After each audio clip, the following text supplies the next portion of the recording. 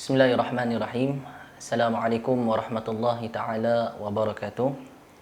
Alhamdulillahilladzi arsala rasulahu bil huda wa dinil haqq liyudhhirahu 'ala ad-dini kullihi walau karihal kafirun. Wa nusalli wa nusallim 'ala an-nabiyyil karim wa 'ala alihi wa ashabihi ajma'in. Subhanaka la 'ilma lana illa ma 'allamtana innaka antal alimul hakim. Rabbi shrah li sadri wa yassir li amri wahlul 'uqdatam min lisani yafqahu qawli. Wala haula wala quwwata illa billahil aliyyil azim. Thumma amma ba'du. Sidang penonton yang dirahmati Allah Subhanahu wa taala. Ini insya-Allah sebelum kita meneruskan kepada tajuk kita pada hari ini, untuk makluman sidang penonton sekalian, kita sedang mengikuti program Indahnya Ramadan di Akademi Al-Mukarramah. Jangan lupa subscribe channel YouTube Akademi Al-Mukarramah, like, share dan komen, dan tekan butang loceng untuk terus dapatkan video-video yang terbaru daripada pihak kami. Jadi sidang penonton yang dirahmati dan dimuliakan oleh Allah Subhanahu wa taala sekalian, pertamanya kita bersyukur kehadrat Allah Subhanahu wa taala kerana masih diberi ruang dan peluang untuk sama-sama kita berada di dalam program pada hari ini untuk kita mendengar mutiara-mutiara daripada hadis daripada Nabi sallallahu alaihi wasallam. Mudah-mudahan kita dapat mengambil beberapa ibrah pengajaran daripada hadis-hadis Nabi sallallahu alaihi wasallam. Seterusnya insya-Allah kita akan masuk kepada tajuk kita pada hari ini iaitu berkaitan dengan as-shawmu junnah, iaitu puasa sebagai perisai bagi seorang muslim. An Abi Hurairah radhiyallahu anhu anna Rasulullah sallallahu alaihi wasallam qala as-siyamu junnah fala yarfuth wala yajhal wa in imru'un qatalahu aw shatamahu falyaqul inni sha'im marratayn walladhi nafsi biyadihi لخلوف فم الصائم أطيب عند الله تعالى من ريح المسك يترك طعامه وشرابه وشهوته من أجلي الصيام لي وأنا أجزي به والحسنة بعشر أمثالها. Kata baginda Nabi sallallahu alaihi wasallam di dalam hadis ini, kata Nabi, as-siyamu junnah, puasa itu merupakan perisai bagi seorang muslim dan mukmin. Di mana ketika menghuraikan as-siyamu junnah, para ulama berbeza-beza penafsiran ketika menghuraikan ungkapan tersebut. Di sini kita bawakan 4 tafsiran ulama ketika mana mereka menghuraikan as-siyamu junnah. Yang pertama, pandangan daripada Ibnu Athir. Ketika mana menafsirkan as-siyamu junnah, beliau mengatakan bahawa puasa menjaga orang-orang yang berpuasa daripada syahwat-syahwat yang boleh merosakkan mereka. Kata Ibnu Athir. Jadi pandangan Ibnu Athir, dia mengatakan bahawa dengan puasa menyebabkan orang-orang yang berpuasa tersebut syahwat-syahwat yang di luar daripada bulan Ramadan, bulan yang bukan kebiasaan berpuasa, yang selalu melingkungi ataupun yang sentiasa berada sekeliling orang-orang tersebut. Jadi bila mana masuk Ramadan, seseorang yang menunaikan kefarduan puasa, maka syahwat yang sebelumnya berada di sekeliling mereka tidak mampu untuk mendatangi mereka-mereka yang sedang melaksanakan kefarduan ibadah puasa. Yang pertama.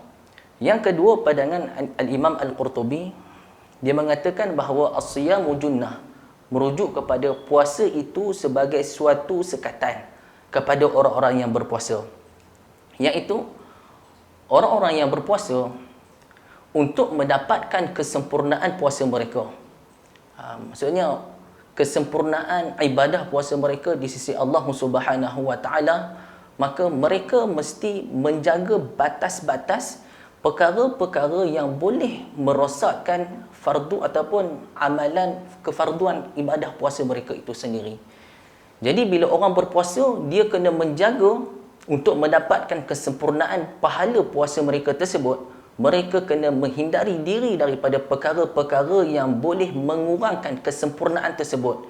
Kena menghindarkan diri daripada perkara-perkara yang boleh merosakkan puasa tersebut. Yang tu yang dimaksudkan bahawa puasa itu adalah junnah, iaitu perisai ataupun pelindung daripada seseorang terhadap dirinya sendiri. Kemudian yang ketiga, tafsiran ulama berkenaan dengan as-siyamu junnah, ialah ulama menafsirkan sebagai puasa sebagai cara untuk mendapatkan pahala dan menggandakan amal kebajikan. Yang ketiga. Kemudian yang keempat, pandangan daripada Al-Imam An-Nawawi rahimahullahu ta'ala.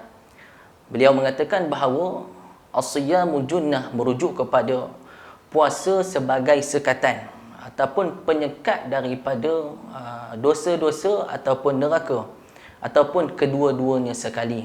Beliau menyebutkan, Imam An-Nawawi rahimahullah, ketika menafsirkan yang dimaksudkan dengan as-siyamu junnah. Jadi kita dapat simpulkan daripada pengertian-pengertian tersebut bahawa puasa yang dimaksudkan oleh baginda Nabi SAW sebagai puasa adalah perisai. Dia merujuk kepada adalah puasa ini adalah sebagai penghadang daripada seseorang untuk melakukan dosa-dosa ataupun perkara-perkara yang membatalkan puasa, ataupun perkara-perkara yang boleh menyebabkan kurangnya kesempurnaan ibadah puasa tersebut. Bukanlah bererti ibadah puasa tersebut menghindari daripada melakukan perkara-perkara yang terkeji tersebut, bukanlah hanya semata-mata dilakukan pada bulan Ramadan sahaja. Menghindari daripada melakukan perbuatan-perbuatan yang keji dituntut juga di luar Ramadan. Maksudnya dalam keadaan kita tidak berpuasa.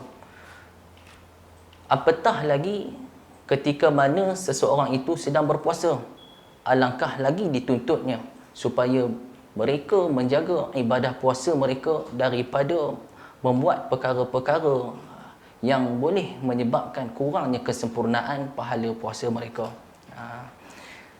Kemudian, apa yang menarik, Imam Ibn Hajar Al-Asqalani menyimpulkan terhadap keempat-empat huraian tersebut. Beliau mengatakan, idza kaffa nafsahu 'ani syahawat fid dunya, bila mana seseorang dia menegah dirinya daripada syahwat-syahwat fid dunya, dalam kehidupan dunia, kana dzalika satiran lahu minan nari fil akhirah, maka perkara tersebut akan menjadi satiran, akan menjadi penghadang dirinya daripada neraka Allah Subhanahu wa taala di akhirat kelak. Kemudian kata Nabi sallallahu alaihi wasallam lagi, as-siyamu junnah fala yarfuth wala yajhal. Kata baginda Nabi sallallahu alaihi wasallam lagi, orang yang berpuasa fala yarfuth, maka janganlah ia melakukan perkara-perkara yang keji. Kerana puasa bukan semata-mata hanya kita menahan lapar dan dahaga. Bukan semata-mata ibadah yang menjadi adat kebiasaan tahunan bagi orang Islam. Tetapi untuk mendapatkan kesempurnaan pahala puasa, maka seseorang Muslim mesti menjaga ibadah puasanya daripada sesuatu yang boleh mengurangkan kesempurnaan pahala tersebut. Antaranya dengan tidak mengatakan perkara-perkara yang keji, melakukan perkara-perkara maksiat dan sebagainya, yang mana perkara-perkara tersebut boleh mengurangkan kesempurnaan pahala puasa seseorang. Dan kata baginda Nabi SAW lagi, fala yarfuth wala yajhal, dan jangan wala yajhal, dan jangan melakukan perkara-perkara perbuatan-perbuatan orang yang jahil. Kata Ibnu Hajar Al-Asqalani, antara contohnya perbuatan-perbuatan orang yang jahil ni antaranya memekik-mekik dan juga melaung-laung dan sebagainya. Perbuatan-perbuatan orang-orang yang jahil ni merujuk kepada perbuatan yang menyalahi syariat, perbuatan-perbuatan yang menyalahi agama, dan perbuatan-perbuatan yang menyalahi dengan nilai-nilai Islam. Kerana perbuatan yang menyalahi nilai-nilai Islam, perbuatan yang menyalahi agama hanyalah dilakukan oleh mereka-mereka yang jahil. Oleh itu baginda Nabi SAW mengajar kepada kita, orang yang berpuasa maka jangan mengatakan perkara-perkara yang keji dan jangan melakukan perkara-perkara yang dilakukan oleh orang-orang yang jahil. Dan kata baginda Nabi lagi, wa inimru'un qatalahu aw syatamahu falyaqul inni shaim marrataini.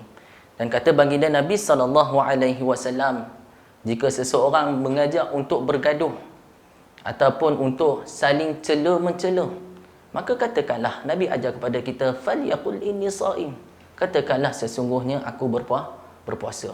Poin yang Nabi nak bagi tahu kepada kita adalah jangan kita membalas perbuatan orang tersebut seperti mana perbuatannya. Sekiranya dia memaki, jangan kita memaki. Sekiranya dia bergaduh, maka jangan kita bergaduh. Bahkan cukup kita mengatakan sebagaimana yang diajarkan oleh baginda Nabi SAW, inni shaim, aku berpuasa. Cuma ulama ada berbeza pandangan terhadap maksud Nabi SAW inni shaim. Adakah kalimah ataupun lafaz ungkapan inni shaim dituju ataupun dikatakan kepada diri sendiri ataupun dikatakan kepada orang tersebut? Ada sebahagian ulama mengatakan bahawa kata tersebut, kata lafaz inni shaim dituju kepada orang tersebut. Maksudnya orang ajak kita bergaduh, kita kata jangan cari pasal, aku tengah puasa. Kita kata macam tu. Ada sebahagian ulama mengatakan bahawa inni shaim cukup kita kata dalam hati, kat diri kita aja. Orang ajak gaduh, kita kata dalam hati, tak payah, aku tengah puasa. Ada sebagainya lah. Jadi dua pandangan. Namun Al-Imam An-Nawawi rahimahullah ta'ala di dalam Al-Adhkar dan juga Majmu', beliau mengatakan bahawa kedua-duanya bagus, tetapi kata Al-Imam Nawawi mengatakan bil lisan aqwa, mengatakan dengan lidah kita direct cakap kepada orang tersebut, hak tu lebih kuat. Lebih kuat. Lebih kuat dia punya kesannya terhadap individu tersebut. Kerana apa dia? Kerana bila kita menuturkan, kita mengatakan inni shaim, oi, aku tengah berpuasa. Jangan ajak gaduh. Jangan ajak jangan maki-maki, jangan memaki hamun. Sedang berpuasa. Mengatakan situ lebih kuat. Kerana apa dia? Kerana memberi kesan kepada kedua-dua pihak. Memberi kesan kepada pihak yang berkata dan juga memberi kesan kepada pihak yang mendengar. Imam Zarkashi mengatakan bahawa sebut dua-dua sekali. Sekali kita sebut di dalam hati, sekali kita sebut bil lisan, dengan lidah. Marrah biqalbihi wa marrah bil lisan. Sekali kita sebut di dalam hati, sekali kita sebut di dalam dengan lidah. Kerana apa? Kata Imam Zarkashi, dia mengatakan bahawa bila kita sebut di dalam hati, kita mengatakan aku sedang berpuasa. Kita tak sebut dalam lidah, kita sebut di dalam hati. Bila kita sebut di dalam hati, perbuatan respon kita menggunakan inni shaim, mengucapkan di dalam hati, mampu untuk menahan lidah daripada kita berbalah. Bila kita kata tak payah berbalah, aku berpuasa, maka perbuatan kita mengatakan pada diri kita dapat menahan lidah kita daripada untuk kita berbalah dengan orang tersebut. Sekali kata Imam Zarkashi, dan sekali kita sebut di dalam menggunakan lidah. Kerana kesan menggunakan menyebut dengan lidah mampu untuk menahan. Kalau tadi mampu untuk menahan lidah kita daripada berbalah, kita sebut dengan lidah pula mampu menahan perbuatan kita daripada berbalah dengan individu tersebut. Dan kata Nabi SAW lagi, wallazi nafsi biyadih, dan demi diriku di dalam kekuasaannya. Ini sumpah Nabi SAW untuk menguatkan kalam baginda Nabi SAW. Apa yang Nabi nak sampaikan? La khulufu famis shaim atyabu indallah min rihil misk.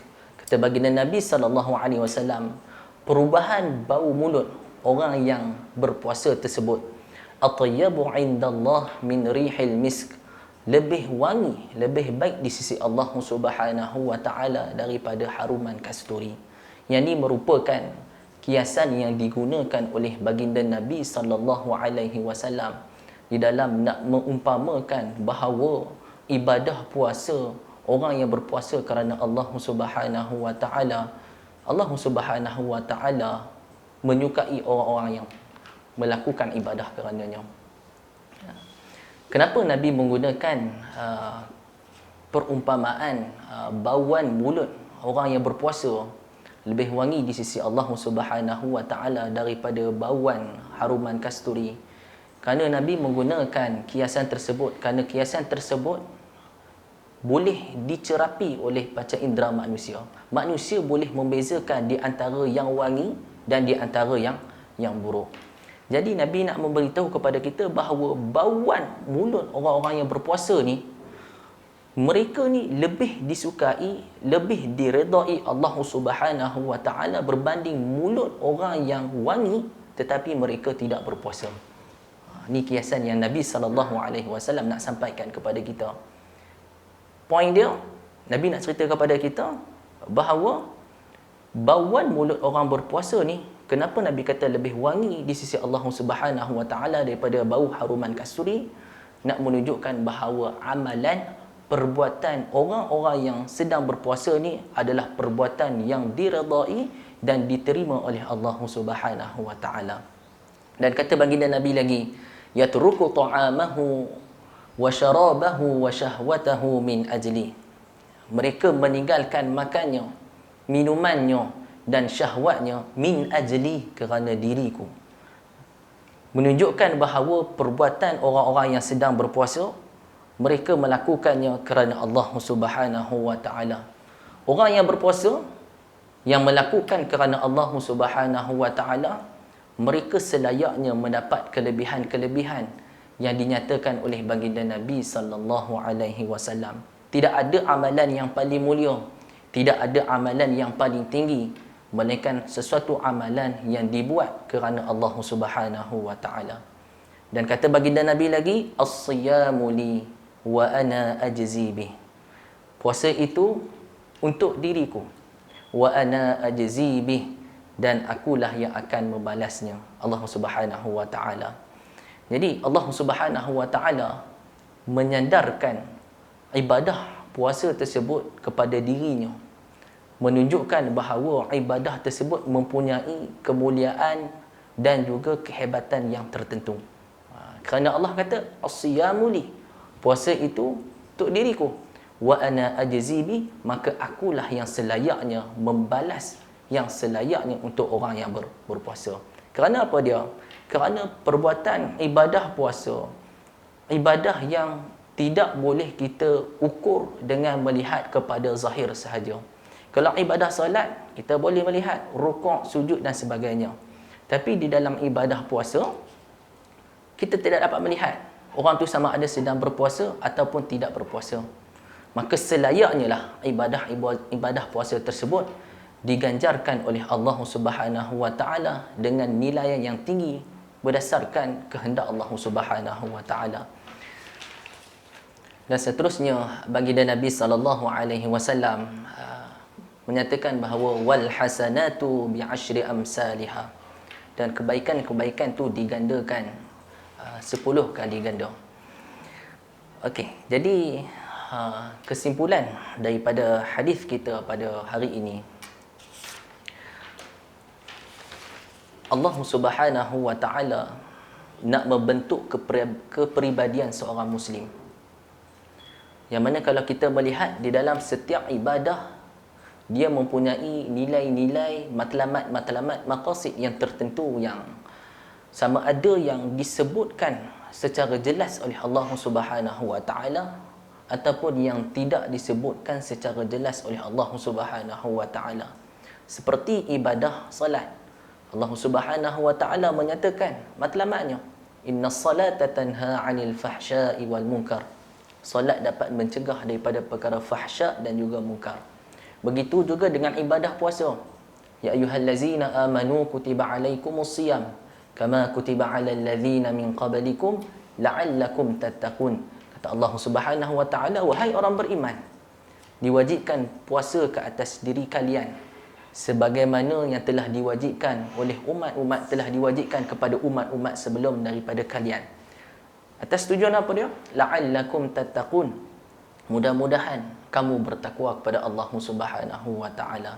Jadi setiap ibadah ni dia memiliki matlamat yang tersendiri, sama ada matlamat tersebut dia berhubung dengan hablum minallah, hubungan dengan Allah Subhanahu wa taala, ataupun wahablum minan nas, ataupun hubungan sesama manusia. Jadi kelemahan umat Islam pada hari ini adalah kelemahan pada rohani umat Islam pada hari ini. Sebab tu kita melihat kepada pensyariatan syariat agama Allah Subhanahu wa taala bukan sahaja untuk membina spiritual manusia ataupun spiritual umat Islam, tetapi dalam masa yang sama Allah juga nak membangunkan, nak membentuk juga fizikal manusia. Sebab tu kita melihat di dalam Quran banyak ayat-ayat yang membentuk Allah Subhanahu wa taala nak membentuk lahiriah ataupun fizikal manusia umat Islam khususnya. Wa'iddu lahum mastata'tum min quwwatin wa min ribatin khayli turhibuna bihi aduwallahi wa aduwakum. Kata Allah, wa'iddu lahum mastata'tum, persiapkanlah segala kemampuan yang dimiliki oleh kamu. Wa'iddu lahum mastata'tum min quwwah wa min ribatil khayli turhibuna bihi aduwallahi wa aduwakum.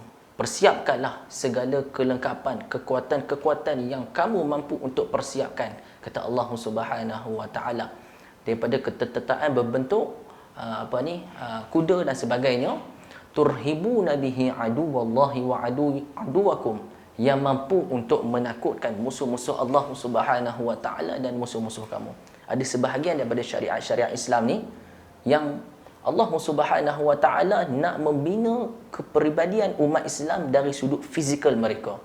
Adapun dalam ibadah puasa, Allah Subhanahu wa taala nak membina kepribadian kita seorang muslim. Bukan sahaja kita kuat dari sudut fizikal, tetapi kita juga kuat dari sudut spiritual kita. Sebab tu kalau kita melihat kepada hadis tadi, macam mana Allah Subhanahu wa taala Nabi memberitahu kepada kita bahawa puasa ni menjadi benteng kepada seorang mukmin. Kalau dulu dia lemah dengan syahwatnya, selalu kalah dengan kemahuan nafsu amarahnya, maka kata Nabi dalam puasa, Allah Subhanahu wa taala, Islam nak mengajar kita supaya kita mampu bangkit, kita mampu kuat untuk melawan segala hawa nafsu syahwat kita. Sebab tu Nabi kata, orang yang berpuasa jangan berbalah, jangan mengatakan perkara-perkara yang keji, jangan membuat perkara-perkara yang membatalkan ibadah puasa itu sendiri.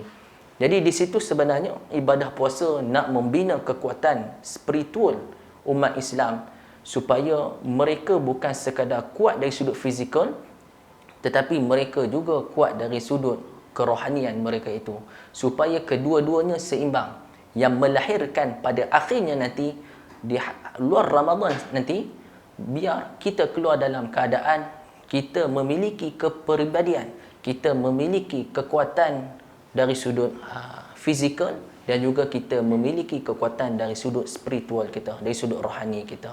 Mudah-mudahan Allah Subhanahu wa taala memberi kepada kita kekuatan untuk kita melakukan yang terbaik sepanjang kita melakukan ibadah Ramadan, sepanjang kita melalui madrasah Ramadan pada tahun ini.